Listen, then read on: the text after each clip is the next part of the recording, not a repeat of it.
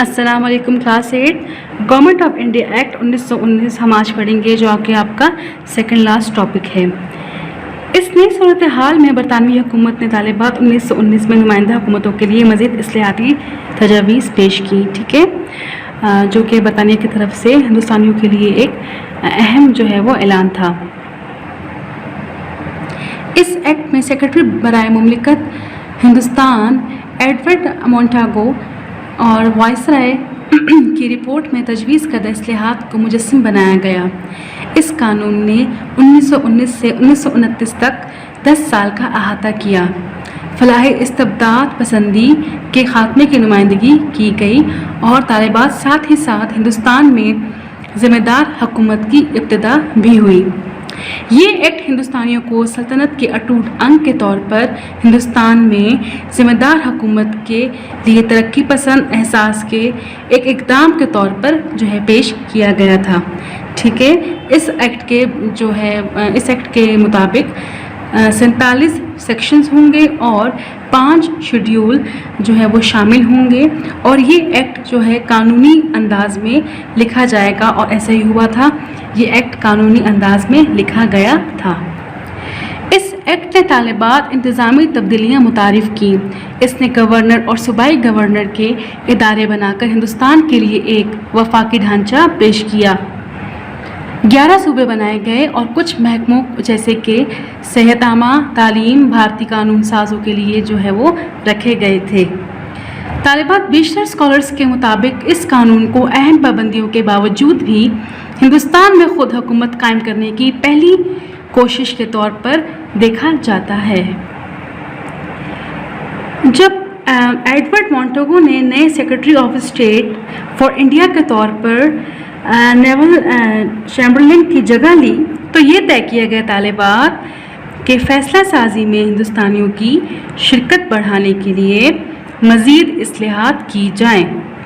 مونٹاگو نے یہ مشہور اعلان کیا، ہز میجسٹی کی حکومت کی یہ پالیسی ہے اور حکومت ہند اس سے بالکل متفق ہے کہ انتظامیہ کے ہر شعبے میں ہندوستانیوں کی شرکت بڑھائی جائے اور طالبات ساتھ ہی ساتھ خود مختار اداروں کو بڑھایا جائے تاکہ ہندوستان میں جو آپ کہہ سکتے ہیں کہ انگ ہے، برطانیہ کا اٹوٹ انگ ہے، ایک ذمہ دار حکومت کی صورت میں جو ہے وہ سامنے آئے، ٹھیک ہے۔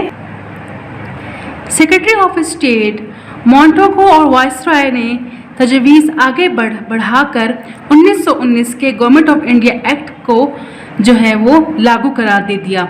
اس ایکٹ کے تحت وائسرائے کے 6 مشیر ہوں گے، جن میں سب سے اہم بات یہ ہے کہ 6 میں سے جو 3 ہیں وہ ہندوستانی ہوں گے، اور انہوں نے کہا کہ مرکزی قانون ساز کونسل میں بہت بڑا اضافہ کیا جائے اور اس کے 2 ایوان بنائے جائیں، اور ایسا ہی ہوا، 2 ایوان بنائے گئے۔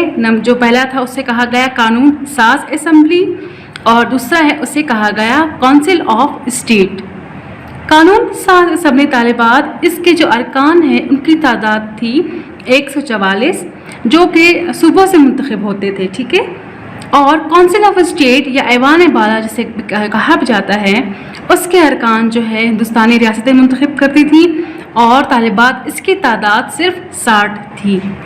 اس کے علاوہ 2 عملی نظام کا اصول صوبائی سطح پر نافذ کیا گیا، جہاں کچھ شعبہ جات جو ہیں وہ نظر میں آئے، جیسے کہ ریزرو اور کچھ ٹرانسفر جو ہے وہ ہو چکے تھے، یعنی کہ غیر منتقلہ اور منتقلہ ڈپارٹمنٹس جو ہے وہ سامنے آئے، ٹھیک ہے۔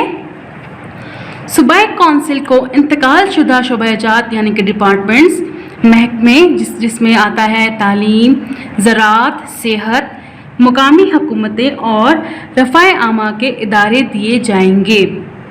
کرنسی یا فوج، مواصلات اور جرائم کے متعلق قانون کے امور پر برطانیہ کو ہی کنٹرول حاصل رہے گا، کیونکہ وہ سمجھتے تھے طالبات یہ محفوظ شعبہ جات تھے۔